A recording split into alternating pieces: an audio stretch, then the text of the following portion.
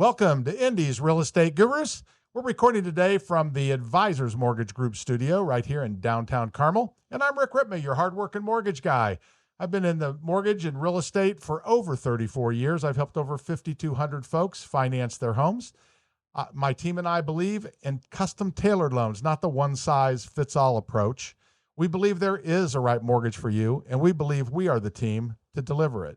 And I'm Arnold, part of Rick's hardworking mortgage team. I've been in the financial industry for over 15 years, helping customers rebuild their credit and get those best possible finance rates. I have a passion in helping you secure your overall wealth and helping you achieve all your real estate dreams. And remember, for the most up-to-date information on Indy's real estate market or mortgage rates, go to hardworkingmortgageguys.com. That's hardworkingmortgageguys.com. Or you can go to 317-672-1938. 317-672-1938. I almost forgot. No gold star for you today. Okay, I didn't almost forgot. I did forget. I looked over there where I wrote it down, so I won't. It won't stay forgotten. So Rick, we got a special guest. The guy's been listening to us on the radio and listening to our ads, and so he called and banged on our door. I mean, he wanted to come on the show. They say he's a little mental. Well, some people are. That's all right. Only because of that. you gotta worry about somebody like that. And it's Darrin Galyean. And I knew that. And I think I asked you this before. You're not part the Galyeans. We had a huge sporting goods store, which was an awesome store. It was no relation to the Galyean Sporting Goods store. Yeah. Well, welcome. We really appreciate you joining us. Well, I appreciate you having me.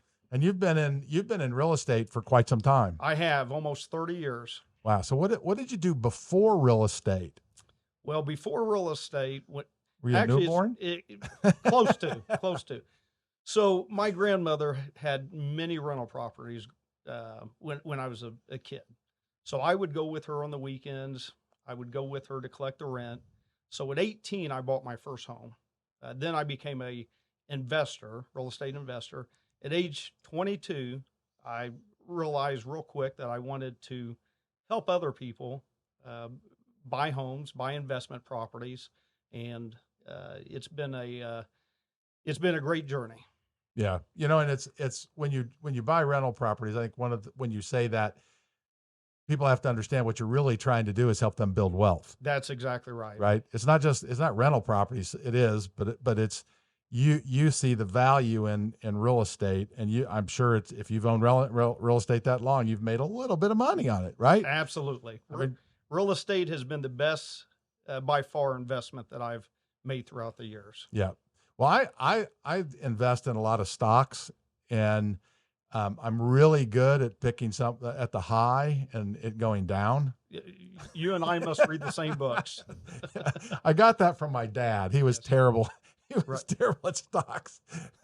But it's interesting because not only does real estate do well, you've gotten a phenomenal life out of it and education from it. I have. I couldn't imagine doing anything else. I have a great passion for real estate as well as people, and also helping people. Okay, so you were invested in real estate. You decided to become a real estate agent. Correct. Okay, how did you get going, if you can remember back then? Because that's a tough thing for a lot of people, is to just get their business off the ground. I do remember. Before I started real estate, I reached out to a broker that was well known, and actually the broker encouraged me and pushed me to get my real estate license. And if it weren't for that broker, I may not be where I'm at today. Wow. Yeah. That's awesome. And so when you got into it, you got your license and you started at a brokerage. How did you get your clients? What kind of process or what did you do to get clients? Well, at first I thought it was going to be extremely easy. I got the white pages. I opened up the first page, came across a name with the last name Apple. I gave her a call. It was time to make the cold calls. First call I made, she wanted to list her home.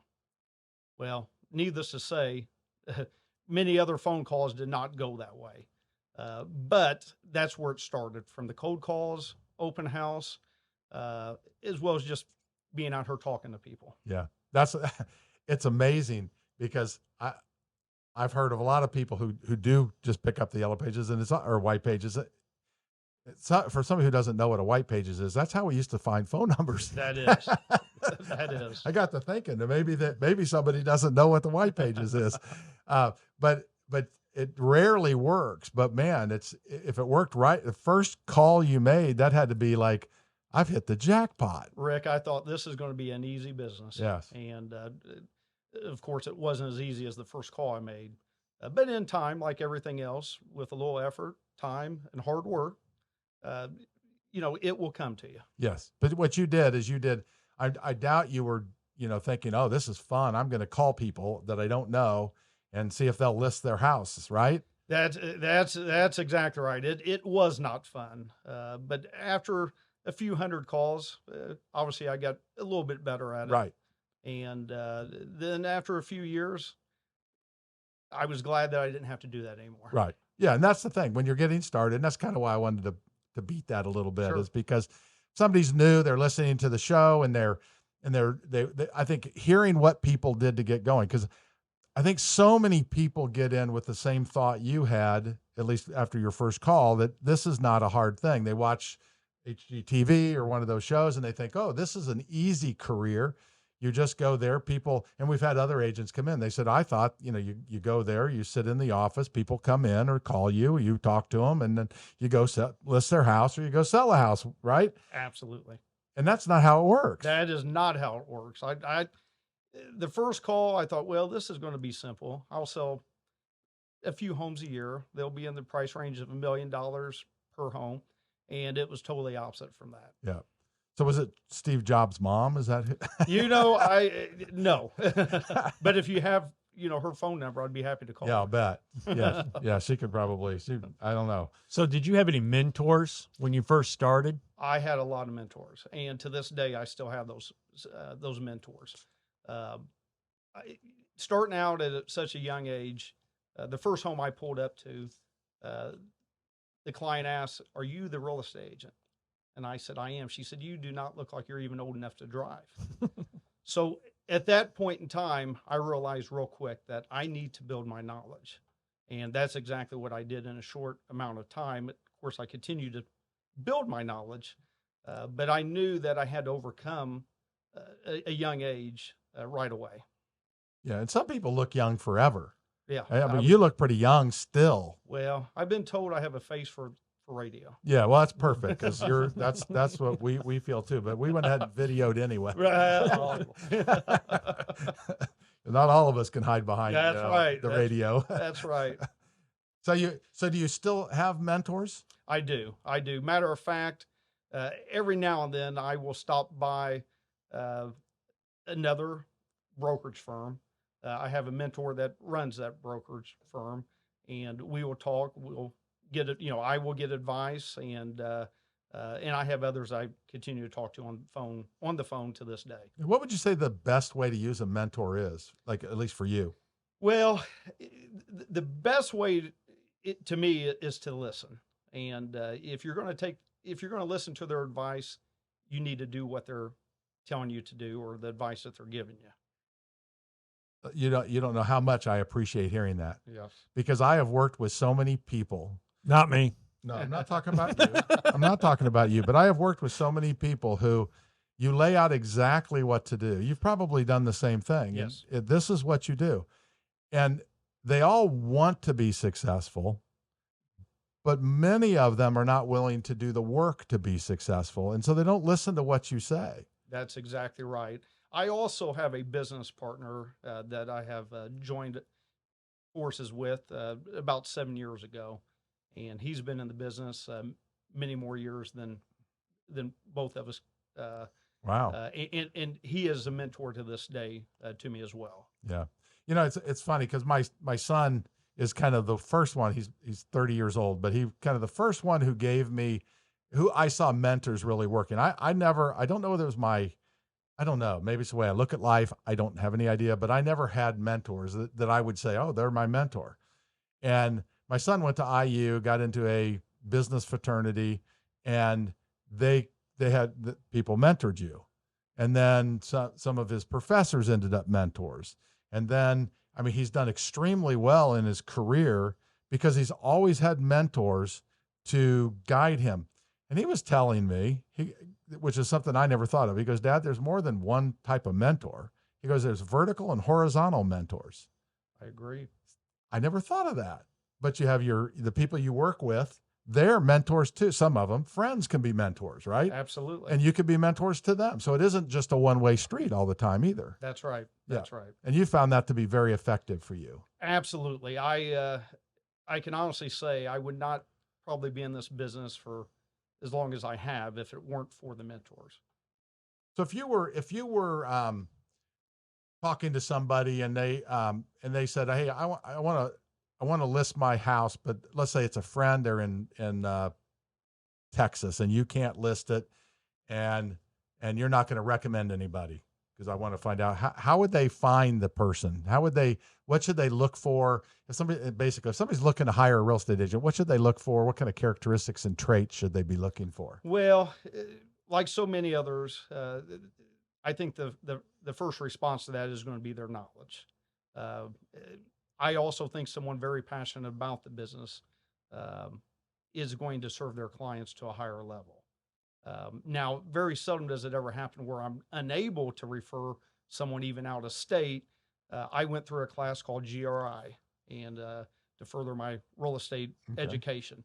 So we have a directory as far as other agents in other states that have went through the same class and more likely have the same passion for real estate if they take a path to further, their career by learning and picking up knowledge along the way.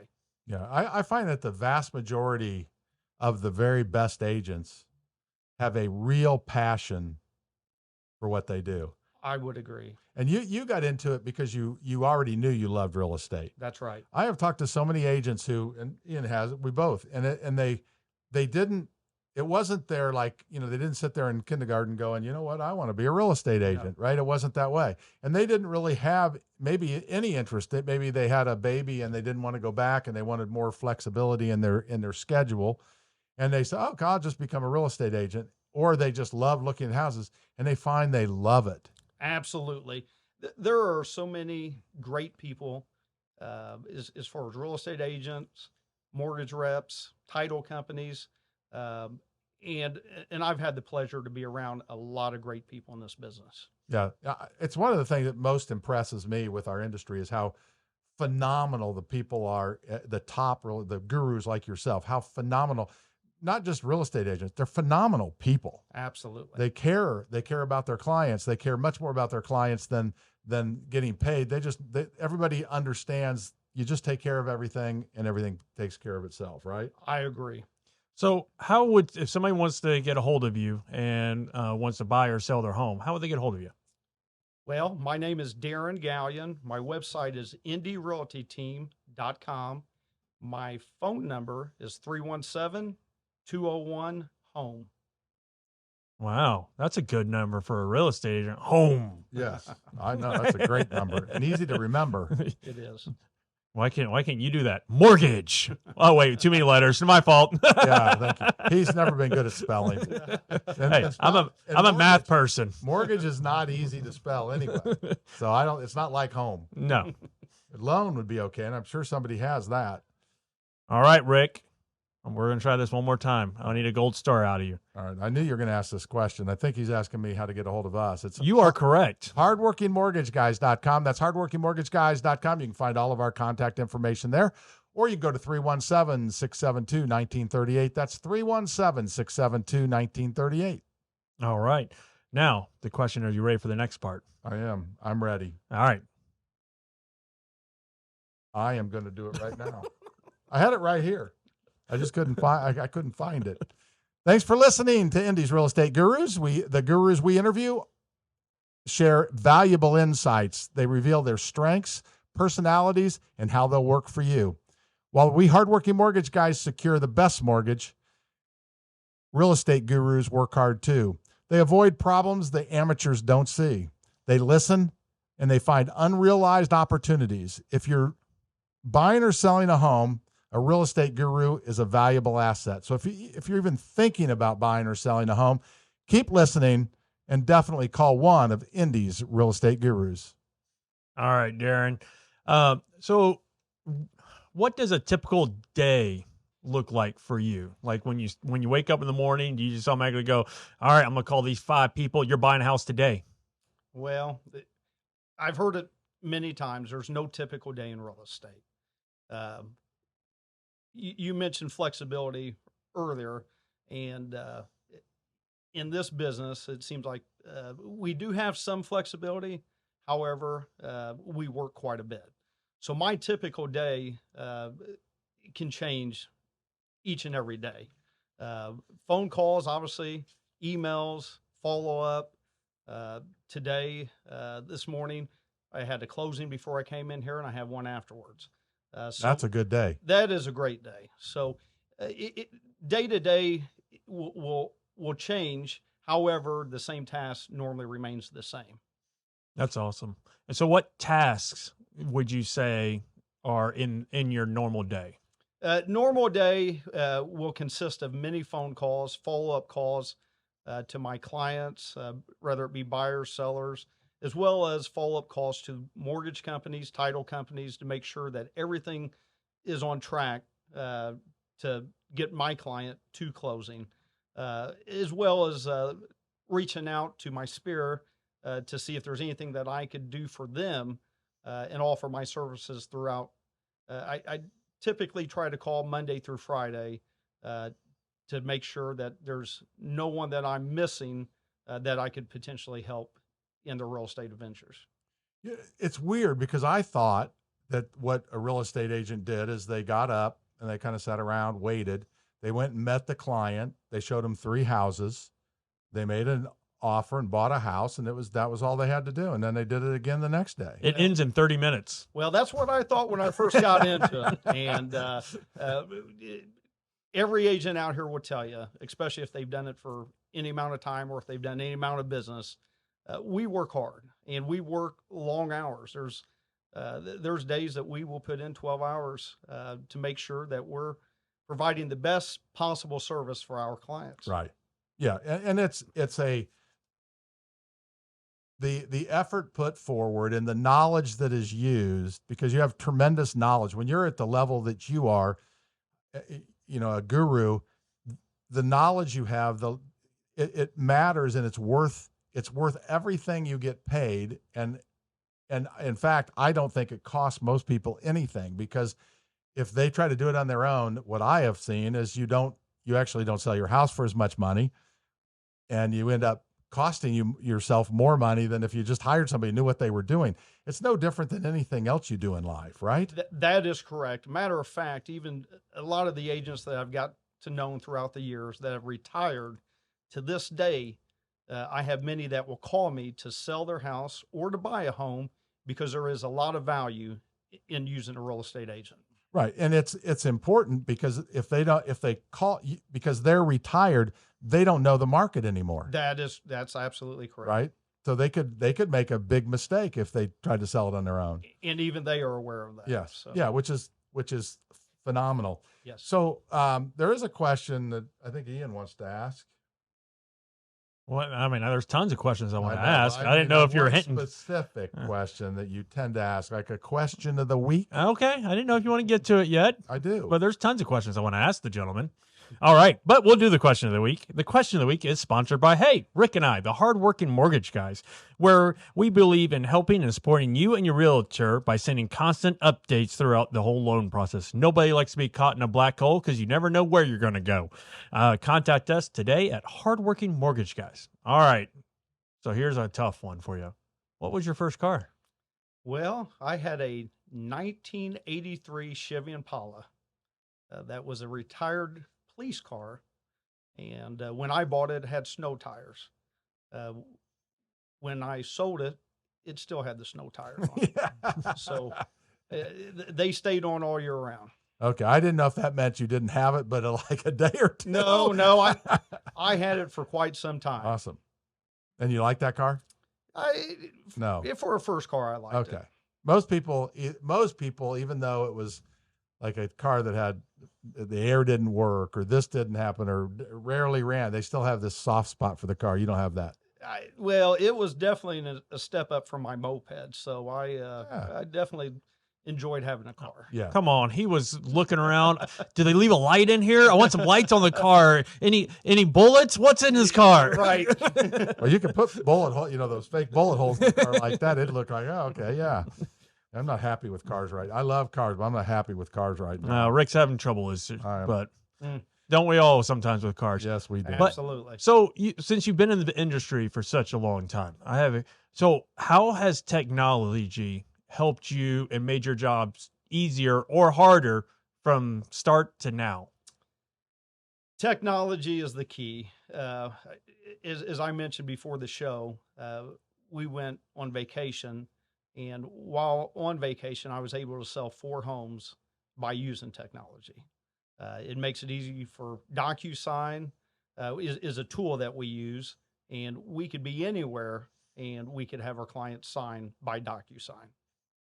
Yeah, that's awesome. So, okay, where were you? Where were you on vacation? We went to Naples, Florida. Okay, so you're in Naples, Florida, and while you're in Naples, Florida, you were able to sell 4 homes. That's correct. How did you show those homes?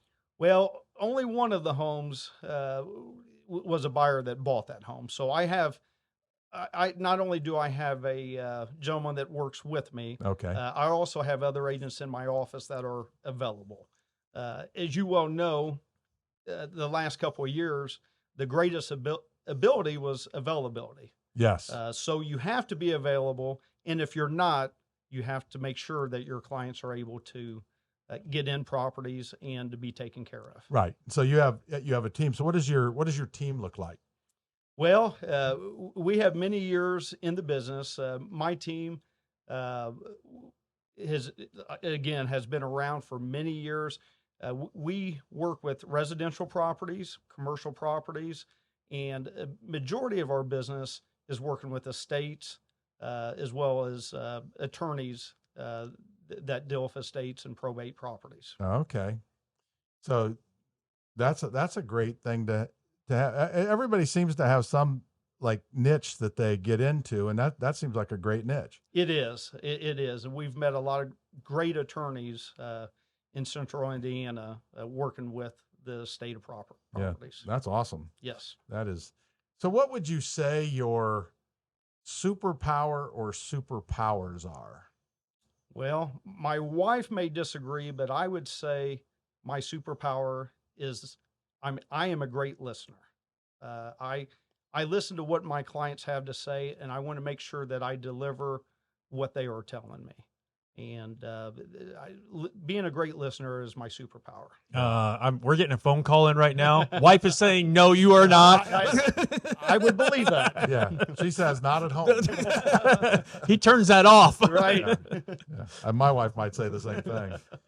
Well, I don't know about you, but if I'm sitting there, I don't watch TV much anymore, but if I'm doing something like that, my wife comes in and she starts talking, and then she's like, well, you aren't listening. Well, I was already doing something when you came in. I didn't even know you were talking to me. Absolutely. Yeah, I get the same. I get the same at my house. Especially with ear pods now. Right. You can't hear anything. No. Or I don't listen. One of the two. I don't know what it is. And sometimes you can't see them, so that's right. They have no idea. Yeah, but it is vitally important to listen to our customers, and I think most people feel like our wives may feel not listened to. So it's really important to listen to a customer. That's correct. And it's not always what they say either, is it? It's a lot of times you have to read into what they're saying. So often I have had buyers tell me what they're looking for, then they buy the exact opposite. So, and part of this job is to read in what they're looking for and what's the best fit for the client. How do you find that out? Is it through showings when you're walking through a house and you hear what they say that maybe what they thought they wanted and what they want? How do you do that? That is the most valuable time to pay attention to the client is during showings. I always try to meet with the client before we go out and look at properties to get an understanding what they're looking for and why they are looking for what they're wanting. Yeah, I know when I was selling new homes, it was incredibly valuable to listen to what they said. And I was a manager at one time, and we would tape. The salesperson would have a tape recorder, and they would let the people know, and they would tape the conversation so we could listen to what they say and that kind of thing. And I had one of my vividly remember, they were down in a basement, and they came up out of the basement. The salesperson asked something, and it was so obvious that they weren't listening at all to what the person was saying. It was just their habit at that point in time. That's what they asked. It's like so valuable to just quit thinking about what your answer or your next thought's going to be. Listen to what somebody has to say. I couldn't agree more. Yeah, it's very important. So, go ahead. how would somebody get in contact with you if they wanted to go ahead and sell their home with you, or go ahead and go house hunting? Absolutely. My name is Darrin Galyean. You can find me on the web at indierealtyteam.com, or give me a call or send me a text at 317-201-HOME. And if you need to get a hold of E or I, go to hardworkingmortgageguys.com. That's hardworkingmortgageguys.com, or you can call 317-672-1938. It's 317-672-1938. My car has my mind a little bit off today. I Hey, apologize. you at least did that one for the third time. The third time was a charm. You didn't strike out. So Thank you. Sounded good to me. Thank you. Yeah. All right. So what do you think what was one of your most memorable deals? I have several, and some of them have been very recent. I have sold off a couple of large portfolios for investors, worth several $1 million, and I have gotten to know the client very well because it's been through the course of a couple of years. So getting to know my clients and getting close to them and developing a friendship with them has been something that I will take away from this business even after I am retired. Sorry to tell you, but realtors do not retire. Well, they just keep doing it. They might slow down, but they don't retire. You may be right. You may be right. But at some point in time, if I am still selling real estate, it will be on a beach somewhere. Whoa. So what's the difference between when you're just on vacation and then you're on the beach selling 4 homes? I'll take that. Well, one thing I always try to do is answer my phone. When I retire, I'm not so sure if I will even carry my phone. I do understand that. Yes. Yeah. And let's talk about social media. Yes. Because if I remember right, you don't do much social media. I don't do much social media. I feel like it's important in this business, and I have a company that will advertise through Google, Facebook, Nextdoor app. I like being in front of the client. I like to get to know the client, and to me, that's how you establish and develop a relationship with that client, is being in front of them and communicating that way.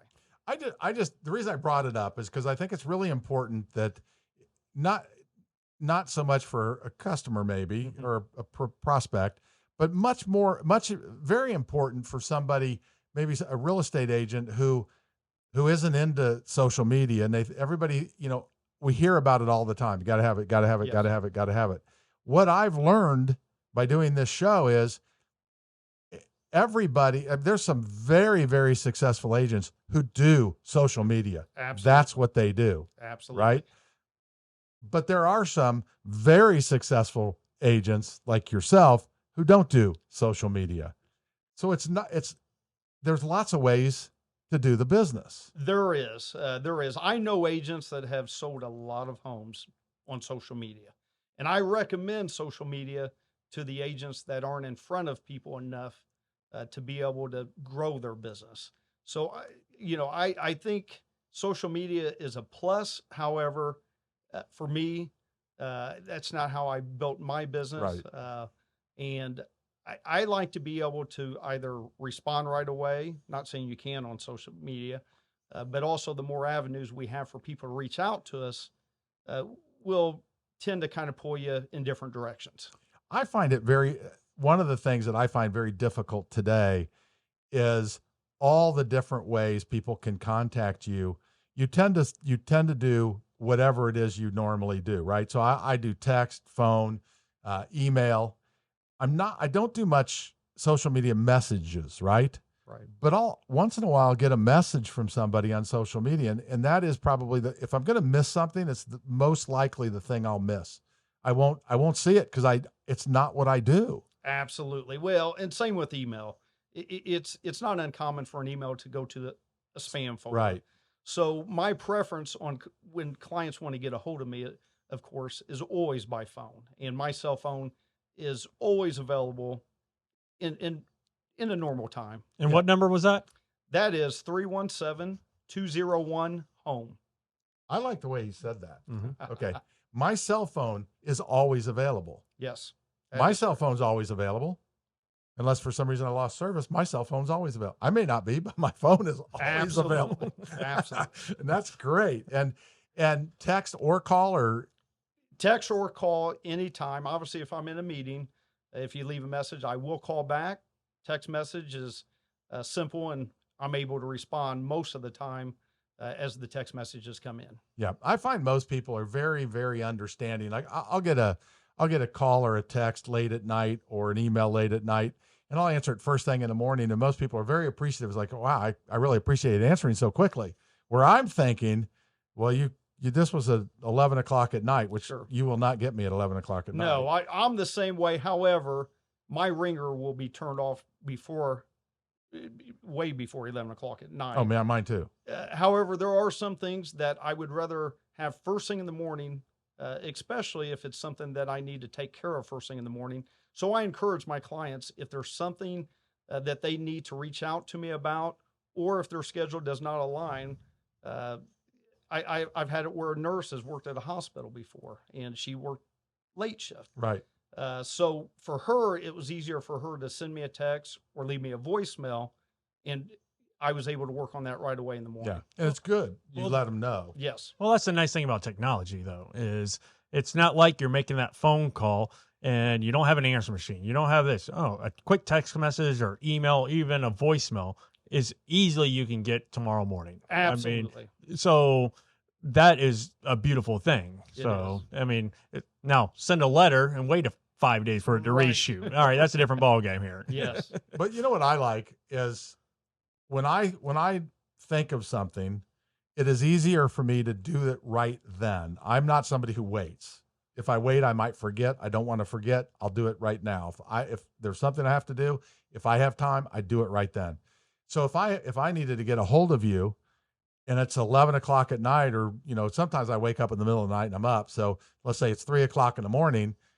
I don't expect somebody to get back with me at 3 o'clock in the morning, but I need to get it out so that it's out there. I don't forget. And the information, that gives the person time to look at it and figure out the answer, right? That's exactly right. And I think that's great customer service myself. Absolutely. And I'm sure you're like I am. We chose to be in this business to be able to serve Right. our clients and to give them the best possible service there is. And that's part of the job. Yeah. And, I think a lot of times, like for me, I tried to, before I got into the business, I was going to refinance my home. And the company that I went to, I mean, it was like, and this is back in the 90s. Okay. They wanted to charge me like $10,000. And that still, if you can't tell, is a little bit irritating to me. Sure. Rightfully so. And back then that was the true closing cost. That wasn't your escrows and all that. It was like, you got to be kidding. And I had great credit. I was making good money. There was no reason for it. It's just, that's how they were set up. I did not close with them. Rightfully Right. so. But I don't like that. So I don't want my customers ever to feel that way. Well, I am the same way. Matter of fact, the first home that I bought, the interest rate was 15%. Like you, had excellent credit, had money to put down, but that was the rate back then. So with the rate that we're looking at today, in my mind, not so bad. Right. Yeah. We saw, what was it? The average rate over the last 30 years is 7.75%. Yep. The problem is everybody goes by what we just had. I don't know if you've noticed that, but I've noticed that in my entire career. Somebody who they see what it was, and that's why I think people are starting to get, they're not so worried about rate as they were, because rates have come down a little bit, and so now it's not. It's like they're comparing it to that, not what we had 2 years ago. Well, and that's same with the price of homes. The price of homes have went up, and therefore a buyer in their mind, you could see what the previous owner bought the home for. Well, it doesn't take away the fact that that's what the home is worth, and that's why they're asking what they're asking for the property. Right. That's one of the things I really like about working with, if there's an agent on both sides of the transaction. So you've got a listing agent and a buyer's agent. You know that the listing agent's going to list the house for as high as they can, but still within the realities of the, what it's going to be worth, unless a buyer or a seller forces them to do it higher. Sure. And and I'm talking about the top agents, right? And I would say there's never even that qualifier I did. And then if the buyer's agent is also that way, they're going to negotiate it, and the price is almost always going to be realistic. I agree with that. That's exactly right. And that's part of what people get with a real estate agent is, they get somebody who knows what they have the knowledge. They understand the market. They understand how to price it. They understand how to negotiate.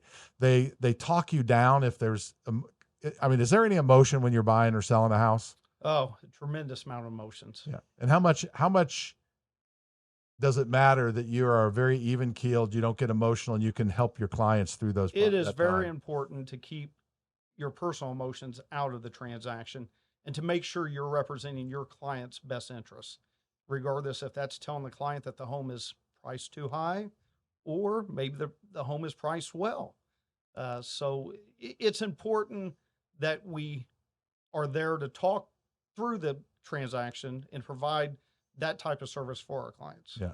Now, this is a question because I think I know, but I'm not positive. But it seems to me like, especially in the market that we have today, people are still on good, solid houses are offering more than list price. That's correct. Right.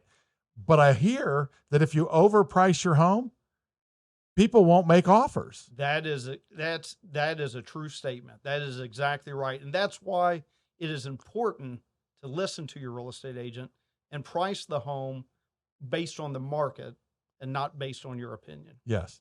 And how do you kind of walk us through how you price a home? How do you come up with, here's what I think the value of this home is going to be? For most agents, we could go in a home and we know the value or right around where the value is at on a home. However, we take that information back after looking at a property and doing a CMA on the property to determine the value and to compare that home with similar homes that have sold within the same neighborhood or right around the same neighborhood. So you basically do what an appraiser does, because the sale of other properties close by gives you the best understanding of what that house will sell for. That is correct. A matter of fact, there's been many times that appraisers have reached out to me as well as other agents in the business to see what comps we are using. Yes. And to provide our information, our insight on the price of homes being appraised. But Darrin, my house is nicer than those houses. Well, you would have to have a real estate agent out there to determine that. So you've never heard that before. I hear that daily. So it's so funny because it is. We all think that. We do. And go ahead. And that's what you were talking about as far as emotions. Yes. Sometimes a home is worth a lot more in the minds of the seller. Yes. And I would say that's true on probably 9 out of 10 sellers. And the reality of things is you're blind to your own house, aren't you? Absolutely. There's so many things that I'm sure when you walk in a house, you go, well, we probably need to do this. And they're like, I never even noticed that.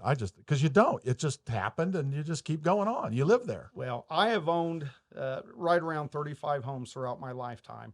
And even when I sell my own properties, I have to take my emotions out of selling, go to the computer, and work out the same CMA as I would for my clients to make sure that the home is priced right, because you have one opportunity to present that home the right way, and that's when you first put it on the market. And even in a hot market, if you overprice it, the house won't sell. That's exactly right. And more than likely, by the time you get through the price reductions where it should have been, you will sell it for less because of the days on the market.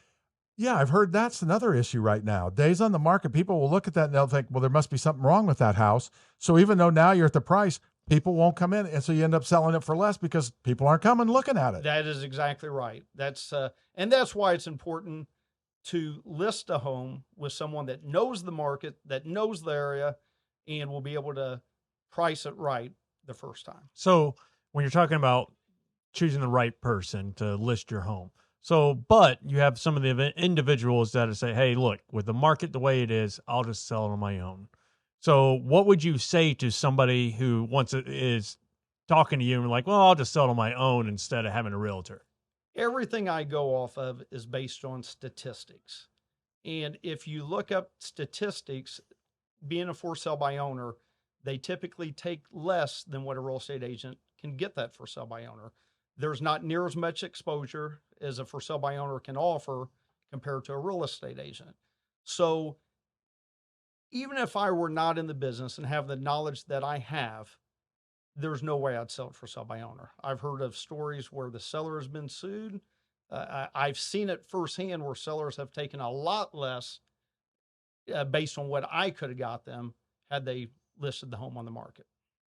Yeah. I had, just very briefly, my brother-in-law and sister-in-law live up in Detroit. This is years ago. They were going to sell their house because they were building another house. And they asked me what they should do. And I said, you need to get the best agent you can possibly find for this area. Go find them. And they said, well, we already talked to one. They're really good.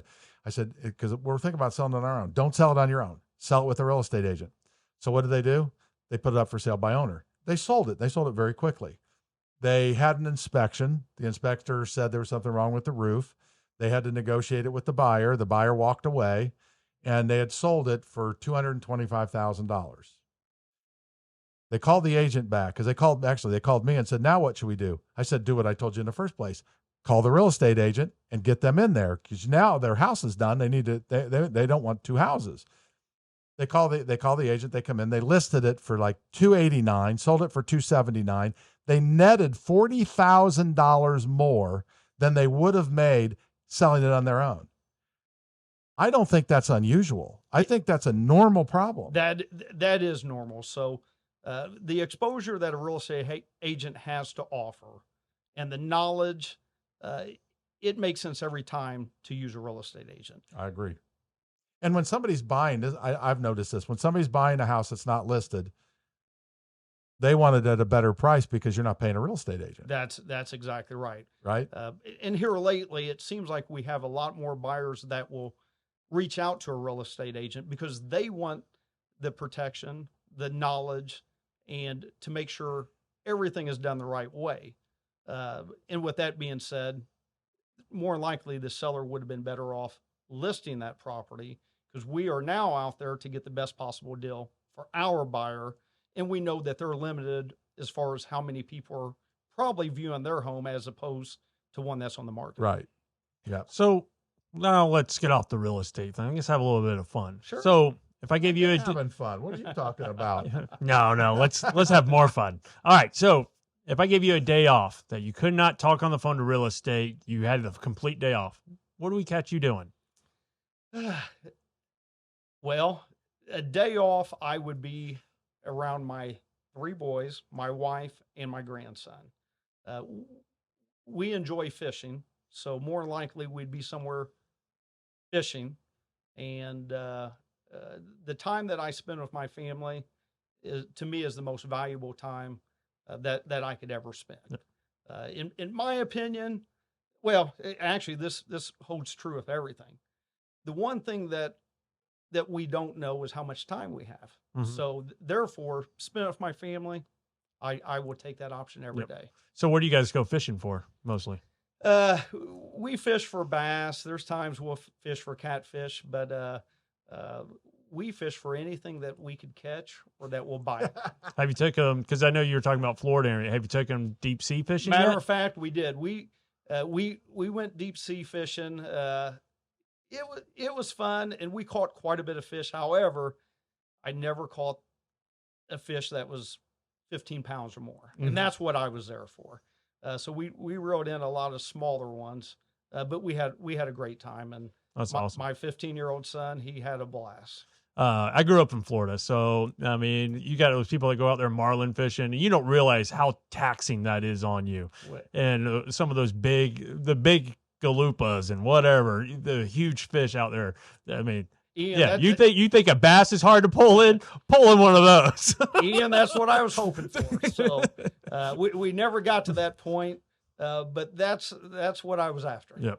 Well, I'm going to say that I'm not much of a fisherman. I will admit that, not much of a fisherman. But if I had the choice between catching 35, 40 fish that are small and one great big one, I'll take the 35 or 40 because I'll never get to the big one because I'll be bored out of my ever-living mind. That's the way my son is. However, there's a lot more story time with the bigger fish. So, that's true. Or that's the one true. that got away. That's true. Yeah, and that's the biggest fish of all. That's right. That's right. The one that got away.